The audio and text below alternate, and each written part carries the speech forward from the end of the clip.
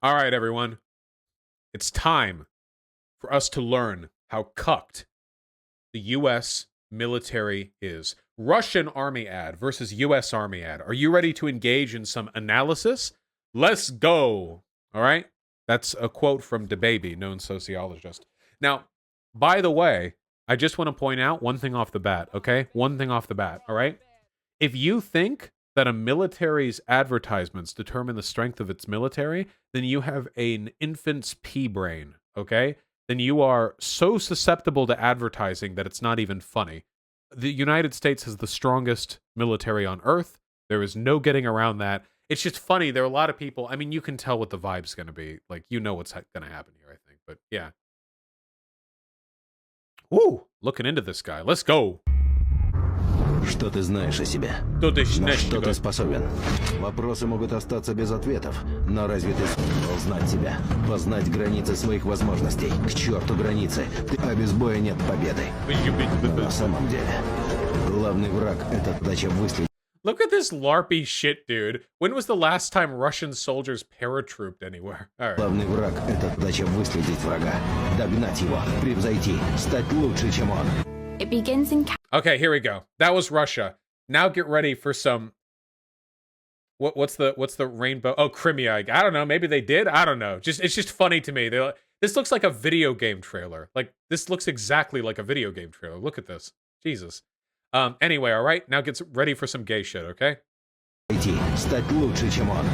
begins in California with a little girl raised by two moms. I also marched for equality. I like to think I've been defending freedom from an early age. To marry my other mom. With such powerful role models, I finished high school at the top of my class. And after meeting with an Army recruiter, I found it. A way to prove my inner strength. I'm U.S. Army Corporal Emma Malone Lord, and I answered my call. Okay. We have now, the American ad got shortened a little bit, but we have now successfully engaged in a vibe check. Yeah. That was so cringe. These are both cringe. Oh yeah, these are both equally gay, by the way. Hold on, I said this gay. This is also gay, okay? Look at all these fucking hunks laying together. Look at this guy. See that bulge right? That's not his knee, okay? They're just all in the boys club right now, okay? They're both equally cringe for like different reasons here. I feel like a lot of people, they skip by this, but man, first of all, I need to repeat this. If you're looking at this and you're thinking like the American military is so cucked, the Russian military is so strong, which is, by the way, the general attitude people are taking. I mean, look, pick your fighter, and it's like a muscly guy, and then there's like a girl.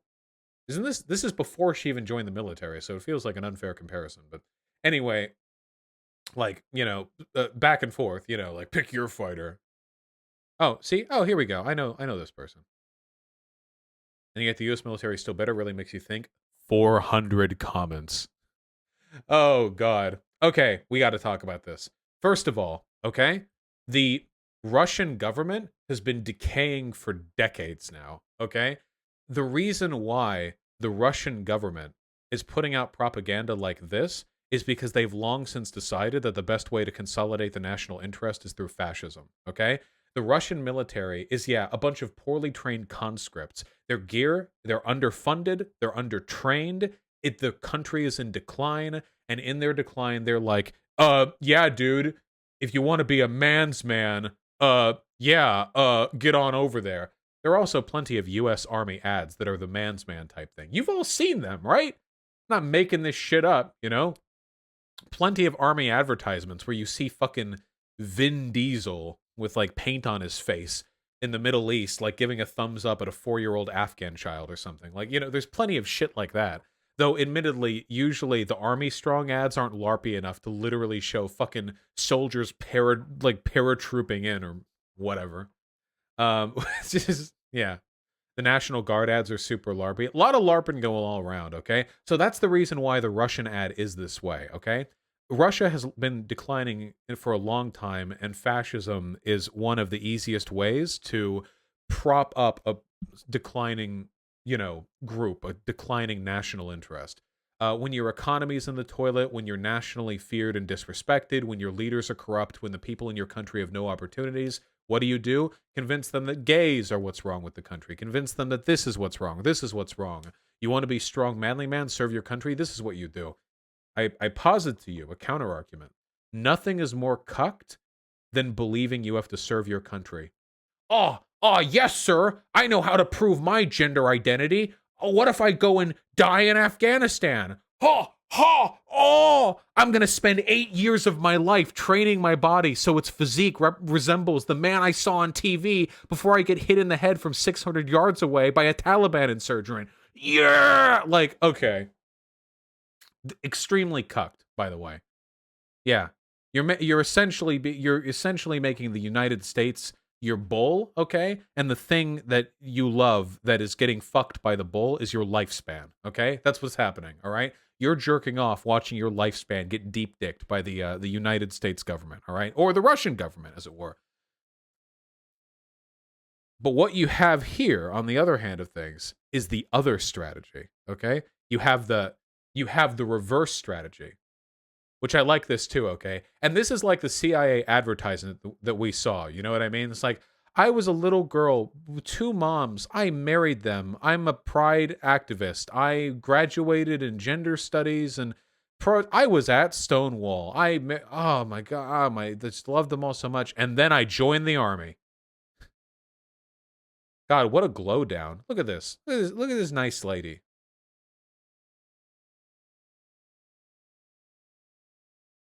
Disgusting. The cuck. The art looks good, though. It's the U.S. military. They can afford an advertising budget of whatever amount they want. Look, the point here is that the U.S. government is going in the opposite direction. How do you consolidate the strength of a country? I'm asking you guys. Imagine you're Grand Poobah, okay? How do you consolidate the strength of a country? Well, you can go the fascist route, but that's not the route the American government, certainly not under Democrats, is taking at the moment. In fact, as ostensibly fascist as the Republican political body has been, the institutions in America have generally gotten more progressive in their aesthetic. Whether we're talking, the 3-letter organizations, CIA, FBI, NSA, whether we're talking the military, whether we're just the institutions that met American power, these are, well, they're trying to appeal to a broader group of people. Think of it like regular advertising. Why do companies advertise to girls? Why do why do they do this? Well, the reason why is because they want to make money. Why does Nike do the BLM thing? They want to make money. You get that through controversy, and you get that through appealing to markets that you didn't previously have much of a stake in. That was one of the things Gillette tried to do as well, Not only is it controversy bait, it's trying to make their brand more approachable to your modern progressive American type. And by the way, the majority of Americans are progressive. Broadly, they're on the progressive side of things. Whether you're talking BLM, whether you're talking, trans issues or whatever, the majority of Americans are on our side. Maybe not as far left as we are, but generally speaking. Then why are we losing? We're not. Every single year we gain new ground with public acceptance. We're not losing by any metric. On a progressive front, it has been a non-stop roller coaster ride of success for us. That doesn't mean it's not hard. It's very difficult. It doesn't mean that we're not fighting. It doesn't mean we don't have to keep trying. We do. But it means we're doing good. And all that stuff can backslide given the wrong conditions. So don't get complacent. Now, anyway, why do they do that? They want to make themselves marketable to a broader demographic. Now, what is the U.S. Army doing here? The exact same goddamn thing. They want recruits, and they're not going to be able to maintain an acceptable number of recruits if they exclusively appeal to the largest demographic of people who go and sign up, which actually isn't poor people, believe it or not. The largest demographic of people who sign up, proportionally speaking, are actually like white suburban types, like these colors don't run, gotta serve my country, oorah type shit.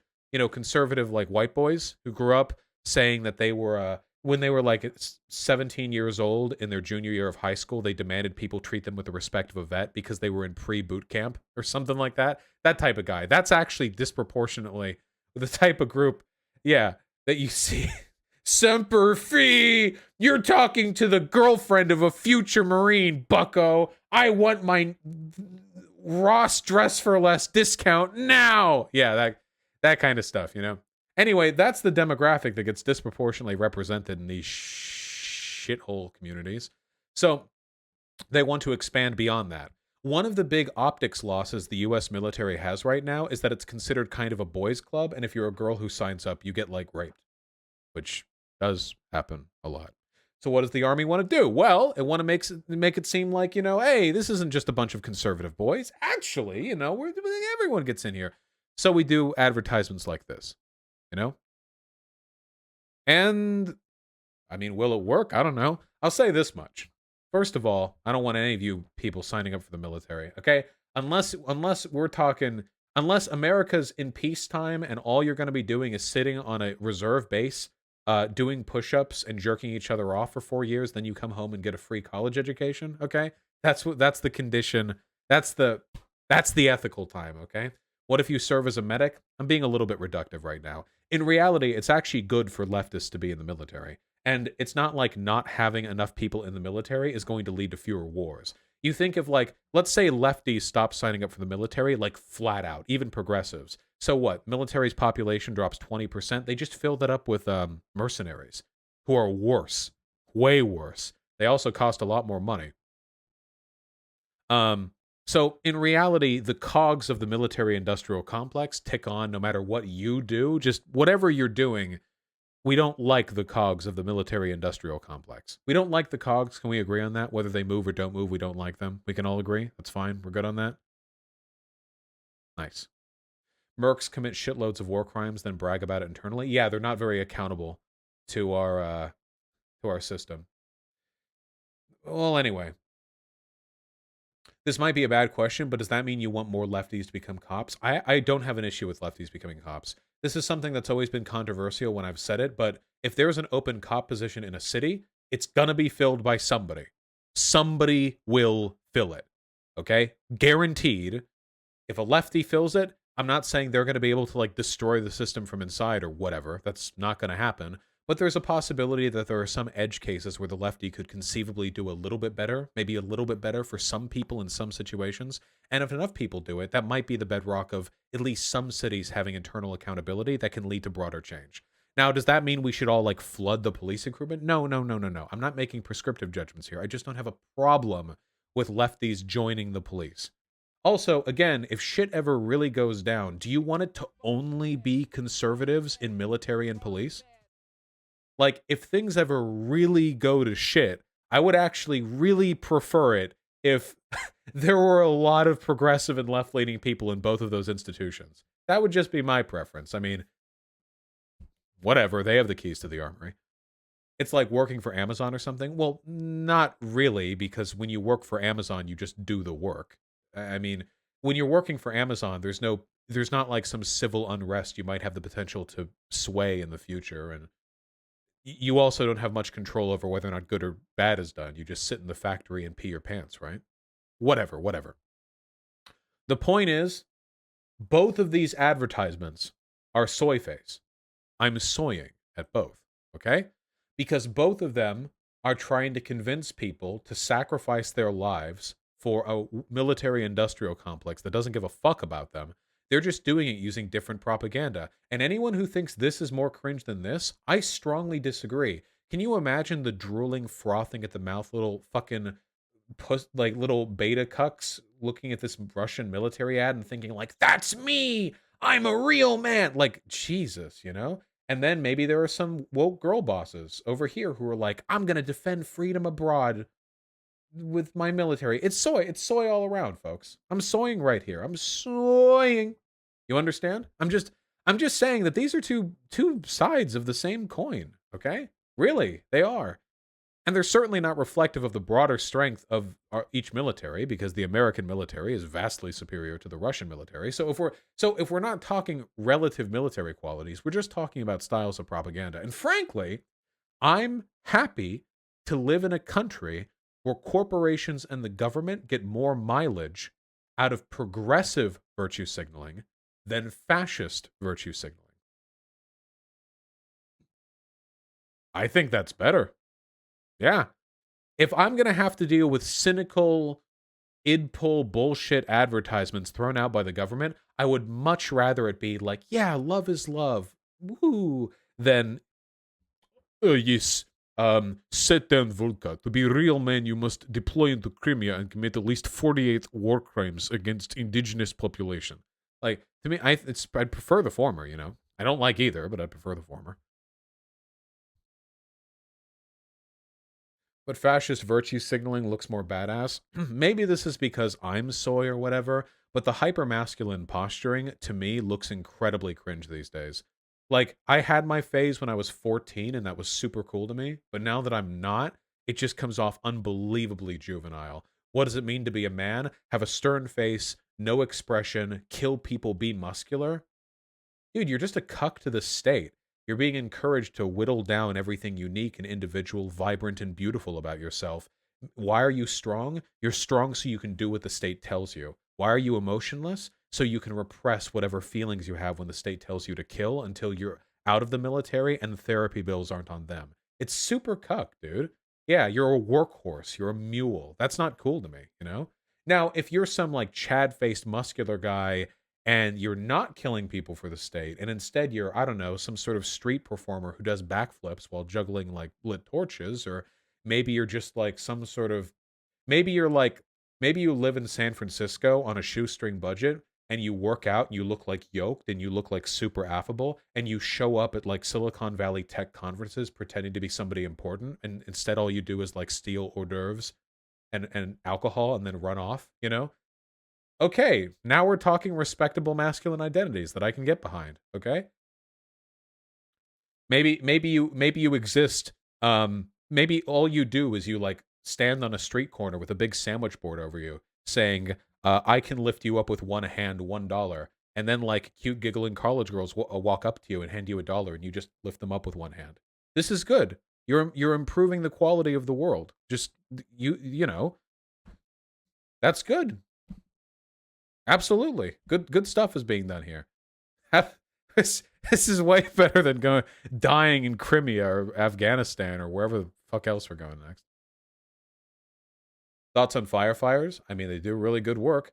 There are a lot of conservative firefighters, but like conservatism can only hamper your efficacy so hard when you're fighting against fire. So, you know.